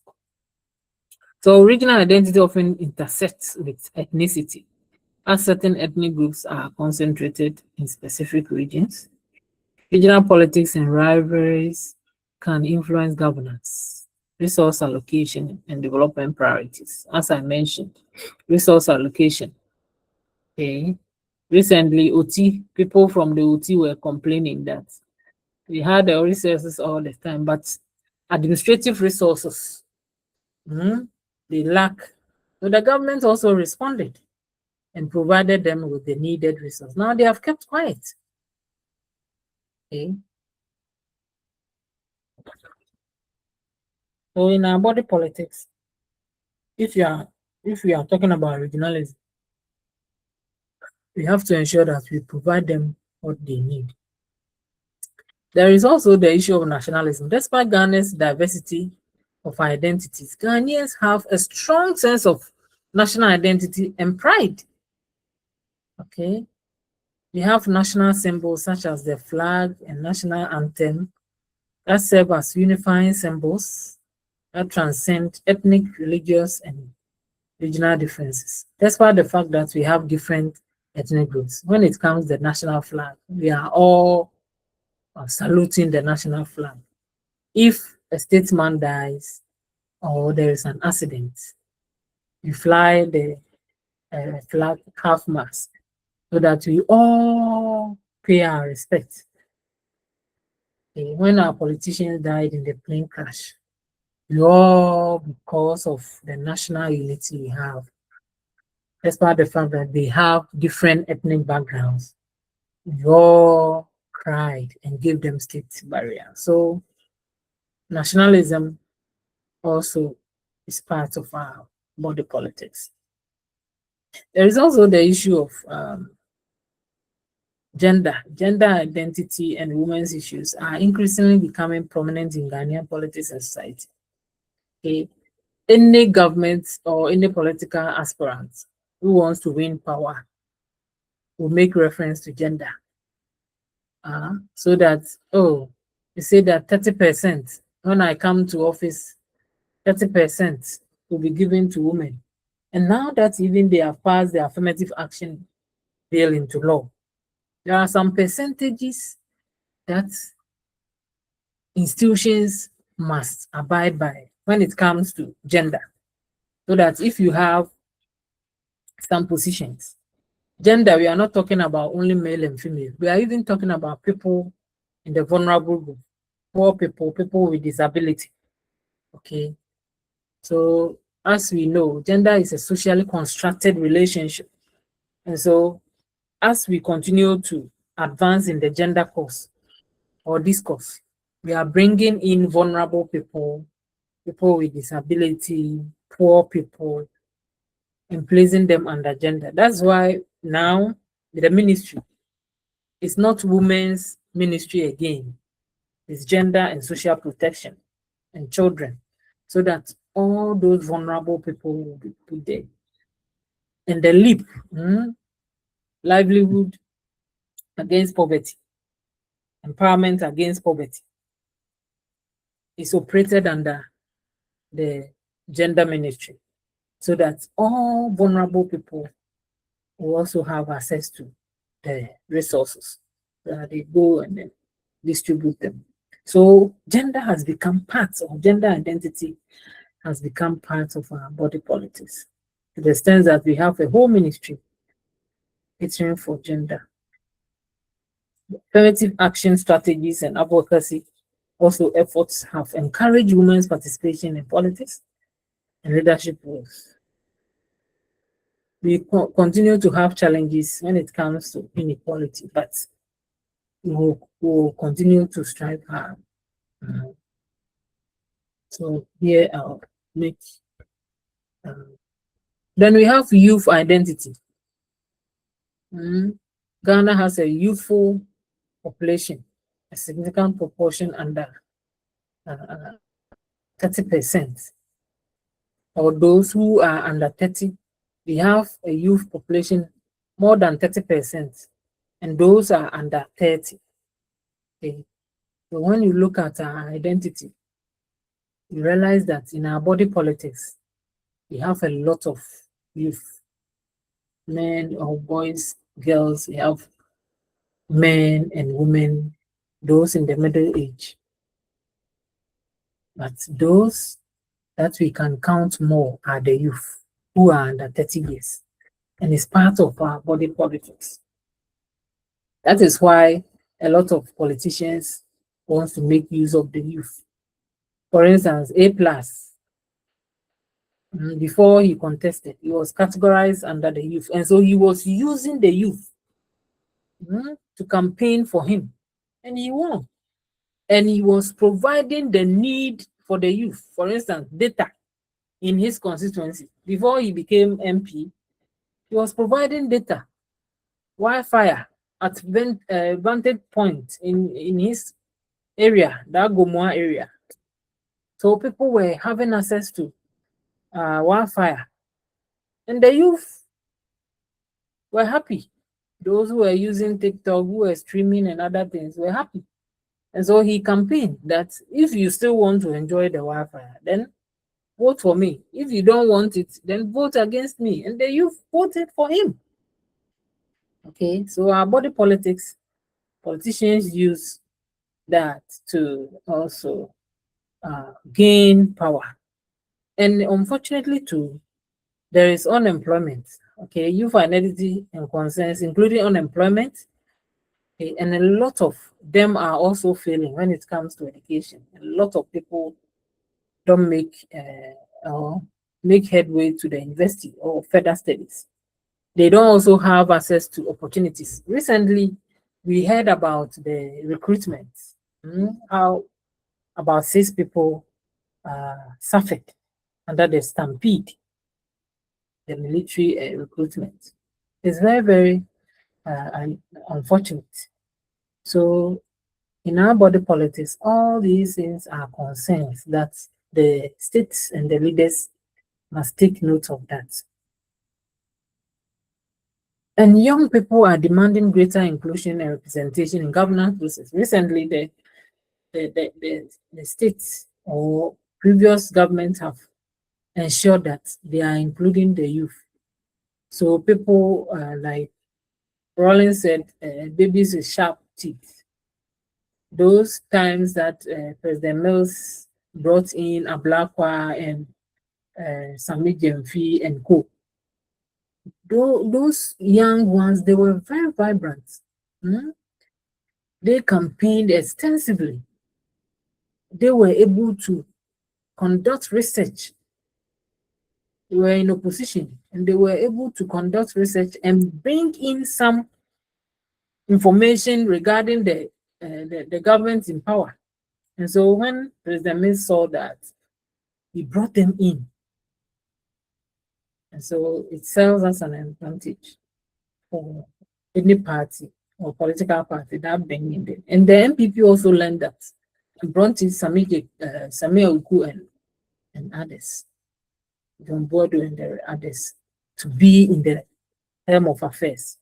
So when you bring the youth in our body politics, there's advantage. But if you concentrate on only the oldies, then it will be a problem. So you realize that even the flag bearership, those who are old people, they don't get much votes. The Musa Dankwa data and the percentages that they are throwing about, you see that the young ones are rather leading as against the old ones. Okay. Pan-Africanism. Ghana has a proud history of Pan-Africanism, championed by its first president. So you see, because in our body politics, this Pan-African issue is in it. That's what President Mahama used and presented his reparatory statement in the UN. This Pan-Africanism nature in our body politics helped President Mahama to present the reparatory statement in the UN. So it has become part of us. Ghana being the gateway to Africa and having our nationalism and Pan-Africanism in us. Anything, you see the African leaders, oh, let's choose Ghana, let's make Ghana go because they gain independence first. They have been able to lead. So in all that, let's choose Ghana, our blaster line and all that. And we are still winning in our body politics. Okay. So Pan-African identity and solidarity remain important in Ghanaian politics and culture. The country actively participating in regional, continental initiatives to foster unity and cooperation among African nations. Okay. So identity politics in Ghana reflects the country's rich diversity and complex social dynamics. While identities such as ethnicity, religion, region, gender, and youth play significant roles in shaping politics, society, ongoing efforts are being made to promote national unity, inclusivity, and social cohesion across diverse identities. Okay. Any questions so far? Any question?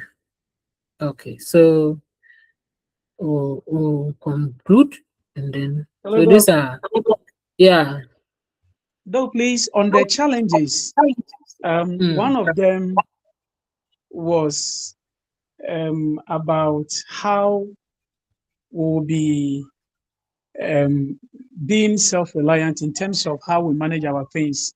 Now, the issue of industrialization, I don't know, because we learned in history that Kwame Nkrumah embarked on industries. And indeed, the industries really helped the economy. Now, my little challenge is that why is it that the current president, they can also embark on industrialization, since it's also a force that drives the economy. Thank you. Oh, okay.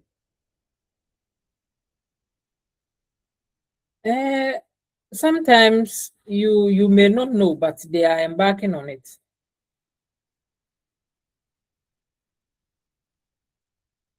The issue of public-private partnership is rather championing. So you won't see the government leading.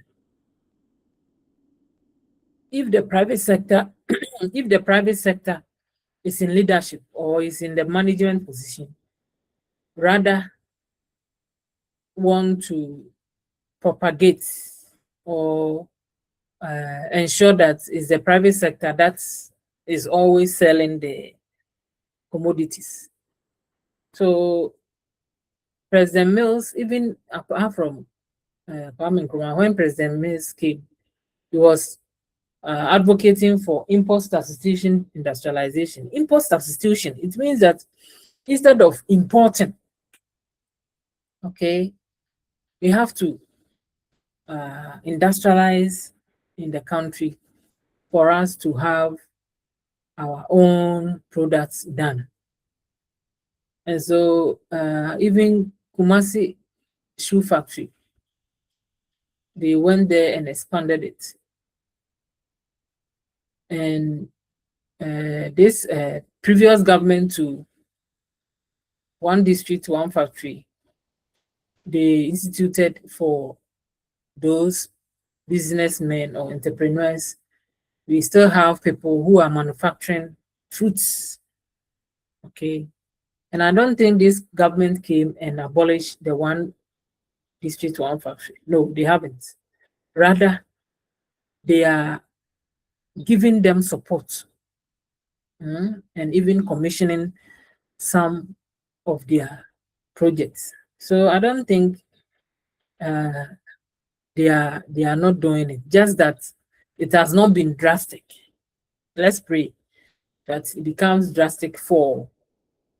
And bear in mind that they rather want indigenous or Ghanaians to lead instead of foreigners. That is why when the previous government knew that they were not going to win, we heard about 300 entrepreneurs seeking for free zone opportunity for the parliament to sign that, oh, these companies are operating under free zones. But the people said that no, they cannot give them access to the free zones. They have to pay taxes. The free zone, when you are operating under free zones, you know, there are certain, you are exempted from certain taxes. And so they just want indigents or Ghanaians to start the industrialization, and they will be given the booster. The industrialization should not be so big. Even the one that they are giving to individuals to rear. If you are able to rear this acre of land, and then you start bagging this chicken and then removing them and then putting them in the freezer for people to buy, it's part of the industrialization. So instead of importing this dead chicken, and we will be enjoying our own that has grown. Are you okay? Okay, Doc, thank you.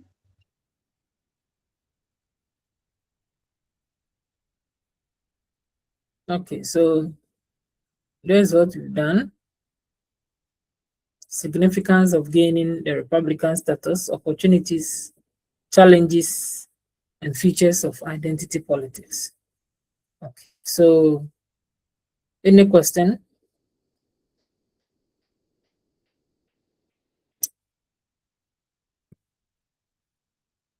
If there are no questions, then we call it a day. So by the close of the day, or yes, you get the slides. We treated 2 slides, and we have 1 week. I think we have 1 week to go, right? So Yes, please. yes, 1 week we'll meet, and then to enjoy your day. Thank you very much. Thank you very much, Doc. We really appreciate your time. Okay.